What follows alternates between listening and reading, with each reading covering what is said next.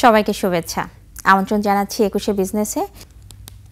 দর্শক আপনারা জানেন যে ঢাকা স্টক এক্সচেঞ্জে লেনদেন চলছে, কিন্তু আজকে কিন্তু দিনের শুরুতে কিছুটা পজিটিভ ট্রেন্ডের মধ্য দিয়ে কিন্তু লেনদেন শুরু হয়েছিল, কিন্তু সেই ধারায় কিন্তু আমরা থাকতে পারিনি। আমরা দেখতে পাচ্ছি যে এই মুহূর্তে টার্নওভার এই মুহূর্তে সবগুলো সূচকের অবস্থান কিন্তু নেগেটিভ রয়েছে এবং ডিএসসির সূচক কমেছে এই মুহূর্তে। যদি আমি একটু বলি যে ডিএসসির প্রধান সূচকটি ৪৫ পয়েন্টের মতো কমেছে। এই সূচকটির অবস্থান দেখা যাচ্ছে ৬,৬৫৬ পয়েন্টে এবং ৪,৬৫৬ পয়েন্টে ডিএসসির প্রধান সূচকটি অবস্থান করছে। ৪৫ পয়েন্ট কমেছে, আমি পূর্বেই উল্লেখ করেছি। এবং আমি যদি একটু গত উইকের কথা বলি, গত সপ্তাহের কথা বলি, যে গত সপ্তাহে কিন্তু বাজারের অবস্থান ছিল ৪,৯৬৭ পয়েন্টে, সেখানে এই সপ্তাহে দেখা যাচ্ছে সপ্তাহ শেষ করেছে ৪,৭০২ পয়েন্ট এবং সেখান থেকেও আজকে ৪৫ পয়েন্টের মতো কমেছে এই মুহূর্তে। এবং বেশিরভাগ প্রতিষ্ঠানের শেয়ারের দর কিন্তু হারিয়েছে। দর হারানোর সংখ্যা রয়েছে ২১৪টি প্রতিষ্ঠানের, যেখানে দর বেড়েছে ১০৯টি প্রতিষ্ঠানের এবং এখনও পর্যন্ত অপরিবর্তিত রয়েছে ৫২টি প্রতিষ্ঠানের শেয়ারের দর অপরিবর্তিত রয়েছে, যেখানে মোট লেনদেন হয়েছে ১৫৭ কোটি টাকার কিছুটা বেশি। সেখানে গত কার্যদিবসে ৩৮৩ কোটি টাকার মতো লেনদেন ছিল, সেখানে আজকে আসলে এখনও পর্যন্ত যেহেতু ১৫৭ কোটি টাকা লেনদেন হয়েছে, আমরা আসলে বলতে পারছি না যে লেনদেনের কোন দিকে যাবে। তো ঢাকা স্টক এক্সচেঞ্জে এই মুহূর্তে যদি সেক্টর ওয়াইজ টার্নওভারের কথা একটু উল্লেখ করি, আমরা দেখতে পাচ্ছি যে আসলে ব্যাংকিং সেক্টরে মোট লেনদেনে ১২.৮০% লেনদেন হয়েছে। টাকার অঙ্কে ২০ কোটি টাকার মতো লেনদেন হয়েছে। এই তালিকায় দ্বিতীয় অবস্থানে টেক্সটাইল সেক্টরকে দেখা যাচ্ছে, ১৮ কোটি টাকার মতো লেনদেন হয়েছে, যেখানে ইঞ্জিনিয়ারিং সেক্টরের অবস্থান যদি একটু বলি ১৬ কোটি টাকার কিছুটা বেশি লেনদেন হয়েছে এবং ১০-১১% মতো প্রায় লেনদেন হয়েছে মোট লেনদেনের। ফুয়েল অ্যান্ড পাওয়ার সেক্টর রয়েছে পঞ্চম অবস্থানে, ১৫ কোটি টাকার মতো লেনদেন হয়েছে এবং পরবর্তীতে ফার্মাসিউটিক্যাল সেক্টরকে দেখতে পাচ্ছি, এই সেক্টরটিও মোট লেনদেনের ১৫ কোটি টাকা লেনদেন করেছে এখনও পর্যন্ত। তো ঢাকা স্টক এক্সচেঞ্জে কিন্তু এখনও পর্যন্ত সূচকের পতনের মধ্য দিয়েই লেনদেন চলছে এবং আমি পূর্বেই বলেছি যে ডিএসসির প্রধান সূচকটি কমেছে ৪৫ পয়েন্টের মতো, আজও ৪,৬৫৬ পয়েন্টে এই সূচকটির অবস্থান দেখা যাচ্ছে। তো এই মুহূর্তে টপ ট্রেডের তালিকায় যে প্রতিষ্ঠানগুলি অবস্থান করছে সেই তালিকাগুলো আমরা দেখব। টপ ট্রেডের তালিকা, টপ গেইনার এবং টপ লুজার, এই তিনটি তালিকা আমরা আপনাদেরও দেখিয়ে দিচ্ছি। চলুন আমরা টপ ট্রেডের তালিকার জন্য অপেক্ষা করছি। প্রথমেই আমরা এই মুহূর্তে টাকার অঙ্কে লেনদেনের শীর্ষে যে প্রতিষ্ঠানগুলি অবস্থান করছে তাদের মধ্যে প্রথমেই দেখা যাচ্ছে আনোয়ার গ্যালভানাইজিং রয়েছে, মাত্র ৪ কোটি টাকা লেনদেন করে এই তালিকায় প্রথম অবস্থানে রয়েছে। প্রতিটি শেয়ার হাতবদল করছে ৭৯ টাকা ১০ পয়সা এবং গত কার্যদিবসের সাথে একটু যদি কম্পেয়ার করি, আমরা দেখতে পাচ্ছি ১ টাকা ৩০ পয়সা দর বেড়েছে এবং শতাংশের দিক থেকে যা ১.৬৭%। এসিআই রয়েছে এই তালিকায় দ্বিতীয় অবস্থানে, ১৮৩ টাকায় লেনদেন হচ্ছে এবং ২ টাকা ৩০ পয়সা দর বেড়েছে গত কার্যদিবসের তুলনায়। ১.২৭% দর বেড়েছে, যেখানে মোট লেনদেন করেছে ৮৮ লাখ টাকার মতো। পরবর্তীতে তৃতীয় অবস্থানে আলিফ ইন্ডাস্ট্রিজ রয়েছে, ৪০ টাকা ৮০ পয়সায় ট্রেড হচ্ছে। এই মুহূর্তে দেখা যাচ্ছে দর হারিয়েছে গত কার্যদিবসের তুলনায় ১ টাকা ২০ পয়সা দর হারিয়েছে, যেখানে শতাংশের দিক থেকে ২.৮৬% দর হারিয়েছে। ৭৭ লাখ টাকা লেনদেন করেছে এখনও পর্যন্ত। এবি ব্যাংক রয়েছে এই তালিকায় চতুর্থ অবস্থানে, আমরা দেখতে পাচ্ছি যে ৩ টাকা ৫০ পয়সায় লেনদেন হচ্ছে এবং গত কার্যদিবসের তুলনায় ২০ পয়সার মতো কমেছে, যেখানে ৫.৪১% দর কমেছে গত কার্যদিবসের তুলনায়। এবং আমরা যদি একটু দেখি যে মাত্র ৭২ লাখ টাকা লেনদেন করেছে এখনও পর্যন্ত। তো টপ গেইনার্সের তালিকায় যে প্রতিষ্ঠানগুলি এই মুহূর্তে অবস্থান করছে, অর্থাৎ শতাংশের দিক থেকে দর বাড়া প্রতিষ্ঠানগুলোর মধ্যে প্রথমেই আমরা দেখতে পাচ্ছি, প্রথমেই দেখা যাচ্ছে বিআইএফসি রয়েছে, ২ টাকা ২০ পয়সায় ট্রেড হচ্ছে এবং দর বেড়েছে ২০ পয়সা, যেখানে ১০% মতো দর বেড়েছে এখনও পর্যন্ত। অ্যাটলাস বাংলাদেশের অবস্থান রয়েছে এই তালিকায় দ্বিতীয় অবস্থান। আপনারা দেখতে পাচ্ছেন যে ৫২ টাকা ৭০ পয়সায় কিন্তু ট্রেড হচ্ছে এই মুহূর্তে। ৪ টাকা ৬০ পয়সা দর বেড়েছে, ৯.৫৬% দর বেড়েছে এবং পরবর্তীতে এনবিএল এর অবস্থান দেখা যাচ্ছে তৃতীয় অবস্থানে রয়েছে। আপনারা দেখতে পাচ্ছেন ২ টাকা ৪০ পয়সায় ট্রেড হচ্ছে, ২০ পয়সা মাত্র দর বেড়েছে, ৯.০৯% দর বেড়েছে। এবং আমরা যদি এই প্রতিষ্ঠানটির টার্নওভার বলি, মাত্র ১২ লাখ টাকার মতো লেনদেন করেছে, যেখানে ইসলামিক ফাইন্যান্স রয়েছে চতুর্থ অবস্থানে, ৬ টাকা ৩০ পয়সায় ট্রেড হচ্ছে এবং পরবর্তীতে নুরানি ডাইং এর অবস্থান দেখা যাচ্ছে। তো দর্শক এখনো পর্যন্ত কিন্তু আমরা দেখতে পাচ্ছি যে ডিএসসির প্রধান সূচকটি এই মুহূর্তে 44 পয়েন্টের মতো কমেছে এবং এই 4658 পয়েন্টে অবস্থান করছে এই ডিএসসির প্রধান সূচকের এবং বেশিরভাগ প্রতিষ্ঠানেরই কিন্তু শেয়ারের দর হারিয়েই লেনদেন চলছে। আমি পূর্বেই বলেছি যে দর হারিয়েছে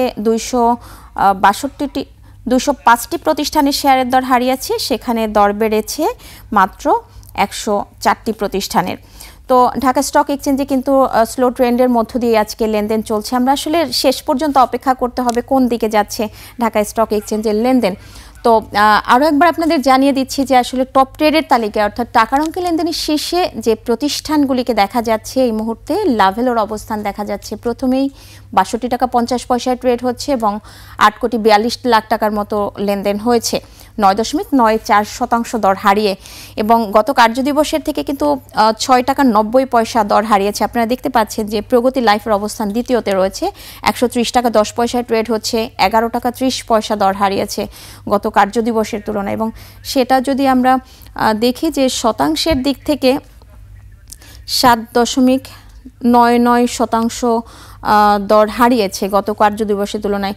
দর্শক আসলে কিছুক্ষণ আগে আমরা আপনাদের টপ ট্রেডের তালিকায় যে তালিকাগুলো আপনাদের দেখিয়েছিলাম সেটা আসলে টেকনিক্যাল বিষয়ের জন্য কিছুটা ইনকারেক্ট ছিল। আসলে এই মুহূর্তে আপনারা যেটা দেখতে পাচ্ছেন এটা আসলে রিয়েল টাইম ট্রেডিং দেখা যাচ্ছে এবং আমরা বলছিলাম যে লাভেলোর অবস্থান আপনারা দেখতে পাচ্ছেন প্রথমে রয়েছে, দ্বিতীয় অবস্থানে প্রগতি লাইফ রয়েছে, সিমটেক্সের অবস্থান রয়েছে এই তালিকায় তৃতীয় অবস্থানে, ২৯ টাকা ৭০ পয়সায় ট্রেড হচ্ছে, দর হারিয়েছে ৩ টাকা ২০ পয়সা এবং ৯.৭৩% কিন্তু দর হারিয়েছে শতাংশের দিক থেকে।